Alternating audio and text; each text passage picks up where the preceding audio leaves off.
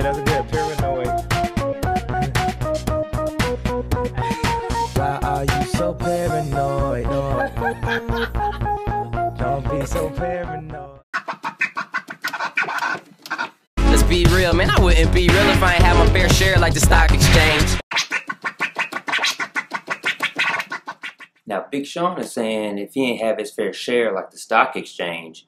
Now, we all know that a stock exchange is simply a form that houses securities, and that's where they're traded at. So when you have a brokerage firm like E-Trade, and then you have another brokerage firm like Fidelity, people that are investing through those two brokerage firms, they're brokers at those companies, meet essentially at the stock exchange to exchange the money or transaction for the share. So one person is selling, one person is buying, and that exchange is via through the stock exchange. So that's where all the shares are listed.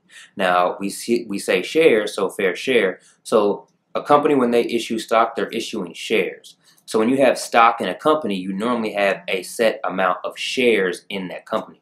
So let's say if a stock is $10 a share and you want to invest $100, then essentially you're going to own 10 shares in that company, and you would buy those shares through your brokerage firm, in which the transaction would happen through the stock exchange. So make sure you check out our video on stock exchanges just to see exactly what they are. The well-known and prominent exchanges, of course, are your NYSE, which we like to call the NYSE. That's the New York Stock Exchange, as well as the NASDAQ exchange. You also have OTC, or over-the-counter markets, which a lot of your penny stocks are going to be on. There's a Chicago Boards of Options exchange, and that's where options are usually traded at.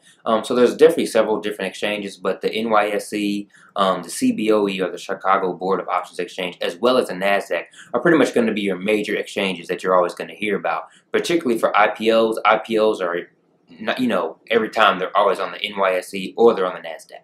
You worry about the wrong thing.